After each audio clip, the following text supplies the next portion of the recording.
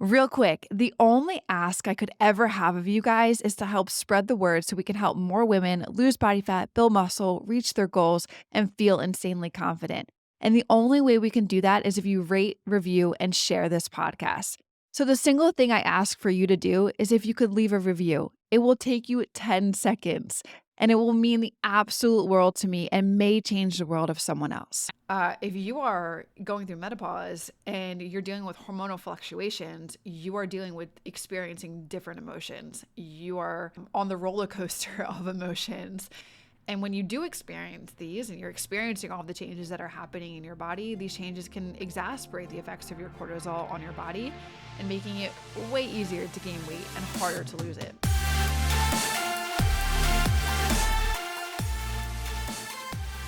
What's going on, you guys? Welcome to the Macro Hour with Nikkiey Stott, co-founder of WarriorBabe. And on this podcast, we talk about mindset, methodologies, and tactics that will help you lose body fat, build muscle, be strong, and feel insanely confident. I am your host, Nikkiey Stott, and welcome to today's episode 186. And today, I want to explore a topic with you guys that affects many of us. And I've kind of hinted this topic in previous podcasts. And we experience this, I think, all throughout life, whether we're 20, 30, 40, 50, 60, 70, or whatever. And that is the connection between stress and weight gain and how you can manage it effectively. Before I dive into this topic today, first and foremost, guys, I just want to say a huge thank you. I think like 2 or 3 Mondays ago, I dropped an episode where at the end I was asking you guys to leave me some reviews in the review section, and you guys did. And I appreciate you guys so much. I don't know if you guys know, but I do go in and I look at the reviews that you're leaving, the words that you're sharing, how this podcast is positively impacting you in many areas of your life. And I just love reading that from you. It gives me the energy to come here and to do these episodes for you guys. So those of you guys that fulfilled on my request, man, thank you so freaking much. And I'm just asking you guys, if you haven't yet left a review yet, by the way, that helped us get back into like the top 10 of the charts. We were dipping down into like the top 20s. So if you haven't left a review yet, not only does it help with the numbers in the charts, but it also helps with like when we're sitting in those higher numbers, we're able to more likely be on the radar of other people and other women that you know could value from this podcast, gain value from this podcast too as well. So if you haven't yet left a review, please do. I appreciate you guys so much. Okay, let's talk about this topic today because I feel like it's going to resonate with you guys big time. And as always, like I'm going to talk about the connection between the connection between the topics, and then I'm going to talk about the most common stressors that we kind of experience. And then I'm going to dive into some tactical things that you guys can take away. Like that's what I love about sharing and recording these podcasts is like, sure, I'm here to like give you guys insights and knowledge, education, but that means nothing if you guys don't go and apply it. So you guys can listen to me until you're blue in the ear, but unless you go apply what I'm saying, will you actually get like the transformation you're looking for?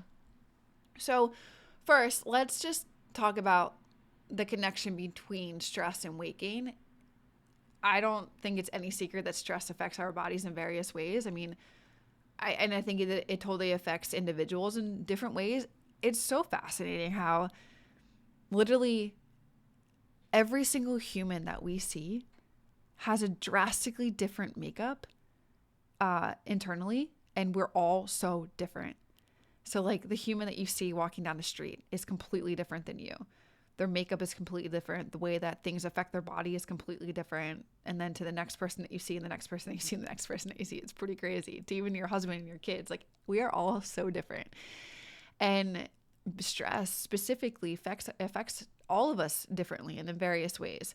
But it can be a significant factor in weight gain, and particularly it can be a significant factor in the weight gain around our midsection, especially as we age.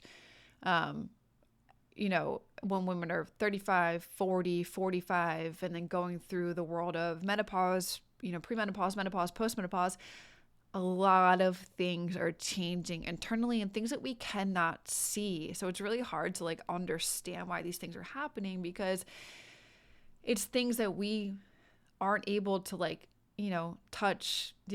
Our senses can't decipher what is happening, and like we don't know what's happening unless we have the education and knowledge behind what is happening.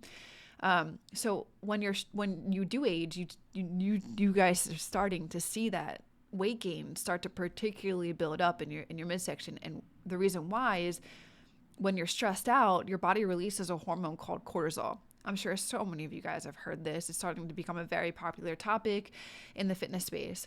Cortisol is a part of like our fight or flight response, and it helps to prepare you to deal with like basically like survival mode, like perceived threats, like, the instinct to respond to things.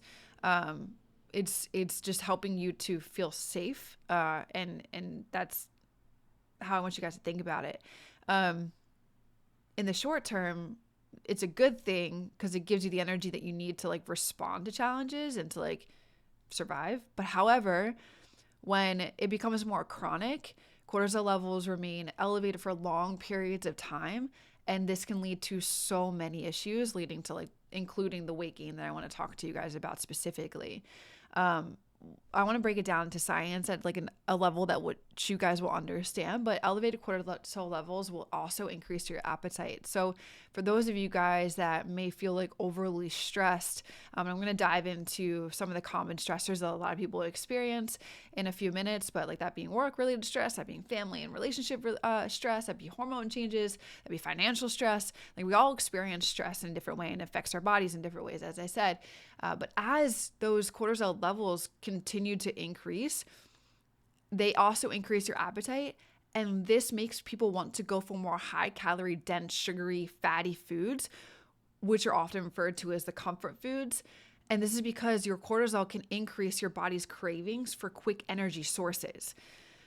So when you have the increase and you have the increase in your appetite and you're stressed and you're overly stressed for long periods of time, and you're just in this constant elevated, like it's becoming chronic.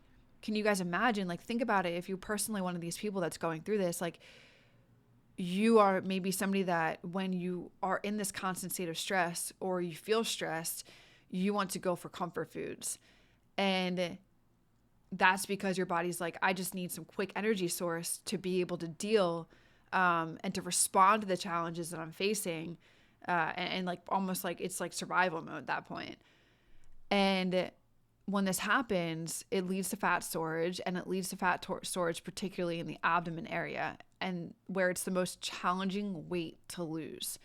And I see this over and over and over and over again inside of our community. Women are like, I can't seem to get this stubborn body fat off of my midsection. Look, I'm going to tell you guys this straightforward, blunt, honest, because I love you guys, that if that is you, it didn't come on overnight. Okay. You've probably been chronically stressed for a long period of time. You've been maybe eating like this for a long period of time. So you need to give yourself grace and compassion and the fact that that's going to take a little bit and maybe the longest to come off of your body. So like you may see it in all other areas. You may see it in your face. You may see it kind of start down from the top down. You may start seeing it in your thighs getting smaller, but you still got this area on your midsection that may take you the longest to get rid of. And like, I just want to, it's not sexy to say that. People don't want to hear that, but I'm brutally honest with you guys because I want you guys to win. I want you guys to succeed. And I want you guys to be patient with your journey and be patient with yourself and give yourself grace and compassion. So if you can accept that and you can like find wins in other areas of like, oh wow, I see my face thinning out. People are recognizing it. My arms are thinning out.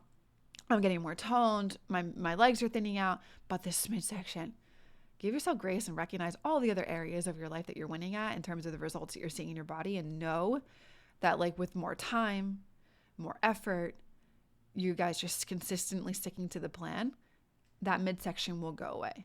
Okay. Ladies, are you feeling frustrated with body changes you're experiencing during menopause? It's time to take control. If you're between 45 and 65 years old and tired of struggling with body fat and muscle loss, WarriorBabe is here for you. At WarriorBabe, we've helped over 18,000 women just like you lose body fat, build toned muscle, and understand their bodies better with personalized plans based on hormone and thyroid testing and more. Imagine knowing exactly what your body needs to see real results and results that last. Look, don't wait anymore. Take charge of your health and join our community of strong, empowered women. Visit warriorbabe.com/apply today to start your transformation. That's warriorbabe.com/apply. All right, let's get back to the show. So, common stressors that I feel like many people go through.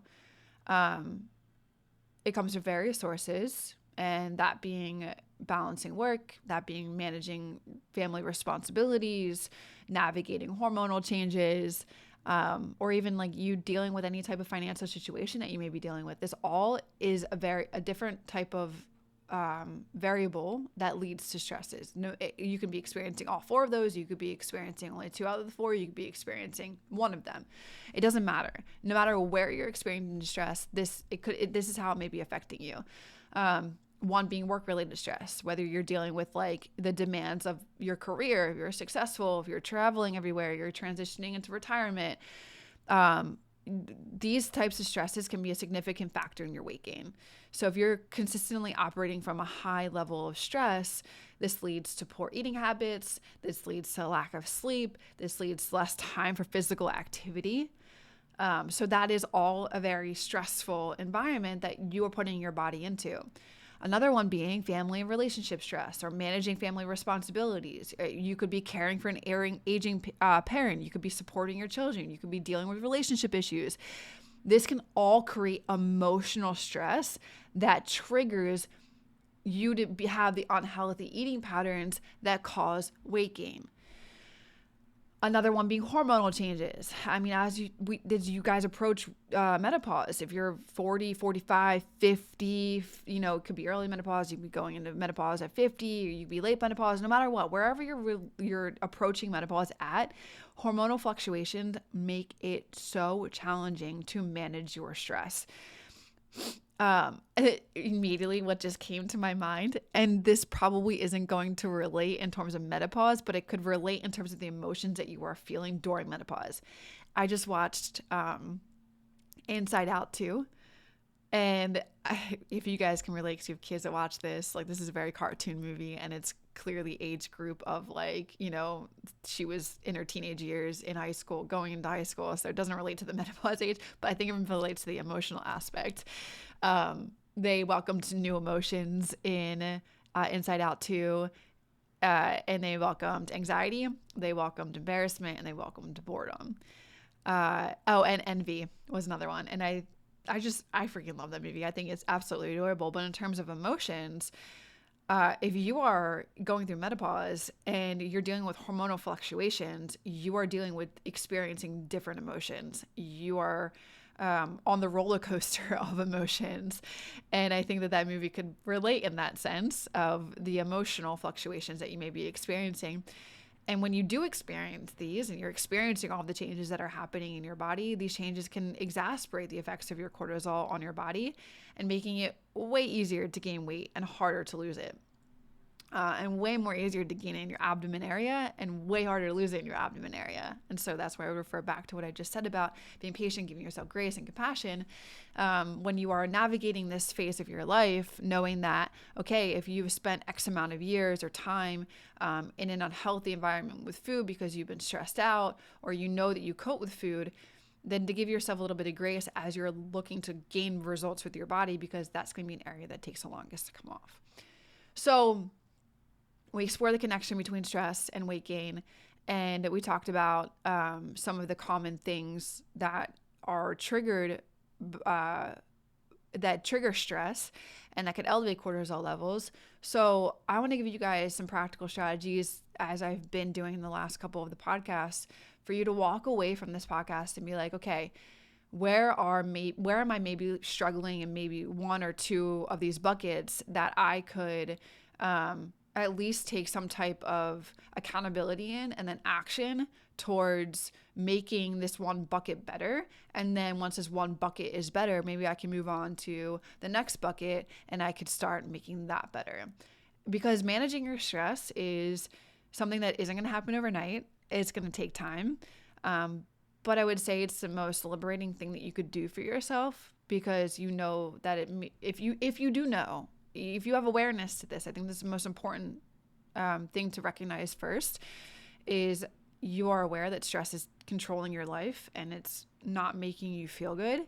And so you want to be able to course correct and take action to develop different types of strategies and behaviors that will help you to not be as stressed. So one being, and this may be the top bucket for everyone, I don't know, everyone could be different, but I think it could be a top bucket for everyone personally, that's my own opinion, is prioritizing your sleep.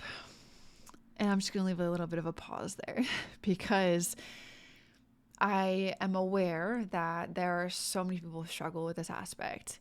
People are getting 4 or 5 hours of sleep and think that they're, on a nightly basis and try and operate life through stressful periods, and it's just making it even worse. Sleep is your body's natural way of recovering from stress. So lack of sleep, when you have it, increases your cortisol levels and it can disrupt your hunger hormones, which leads you to overeating. So think about like a night that you only got 4 or 5 hours of sleep, or maybe that's you on a regular basis, and you realize that on a day-to-day basis, you are stuck in this constant cycle of overeating or going to comfort foods because your hormones are absolutely disrupted from not being able to recover from the previous stress that you experienced the day before. If that is you, I would encourage you to aim for 7 to 9 hours, and that'd be me asking a lot. So if you're only getting 5, try for 6. If you're getting 6, try for 7. Add on a couple, it's not a big drastic thing. It's something that's going to take you time to shift. And I want you to recognize that. Maybe it's that you are going to bed 15 minutes earlier and you're waking up 15 minutes later. So you have an extra half an hour right there. Or if you can, you're going to bed a half an hour earlier and you're still waking up at the same time in the morning. So you're gaining, it doesn't matter, to figure out where you can gain more time back and establish that bedtime routine.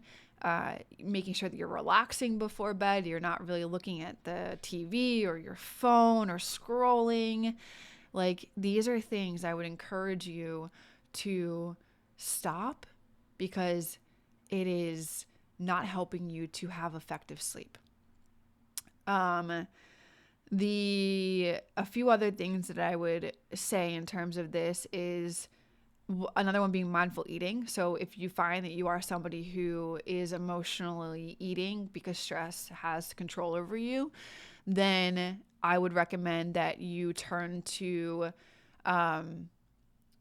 practicing mindful eating bringing attention to your hunger cues.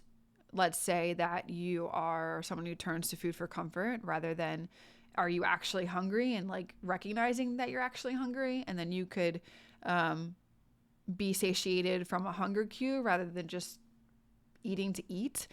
So I would say bring awareness to pay attention to what a hunger cue even feels like, which isn't going to happen overnight. I would allow yourself to eat small meals throughout the day, because that's the best indicator for you to recognize some hunger cues. And I would encourage you to eat slowly, because when you are emotionally eating, you're kind of just unconsciously aware that you're just shoving food in your mouth and eating. And so I would bring awareness to the hunger cue, and then bring awareness to you being present while you are eating. And something that I would encourage you to do too as well is, because I think this is where a lot of people find themselves going to comfort food or trying to de-stress from the stress of their day. So they watch TV or they go on their phone during meals or while they're eating. So I would recommend that you would avoid that type of distraction. I would, again, do your best to try and stay present in every meal that you're doing. And this may seem like a lot to take on, especially if you're somebody who experiences this. So the first thing that I would just try to do is when you are in the moment of wanting if you can bring awareness is the most important thing that you can do in the situation. Bring awareness to like, I'm finding myself wanting to go to the kitchen to get a bag of Doritos. What am I actually feeling right now? Am I actually hungry? Or am I actually bored? Or am I stressed? And like trying to tap into understanding that happening within your body. And then from there, being able to kind of course correct. Like, are you actually hungry? Okay, if you're actually hungry, then have a meal. But make it a good meal and a healthy meal. If you are recognizing that you're bored and you're stressed, then I would encourage you to go, like, if you can, outside for a walk and like start practicing some stress management techniques at that point, which would be another thing that I would kind of loop in here in terms of strategies for you to be able to deploy on.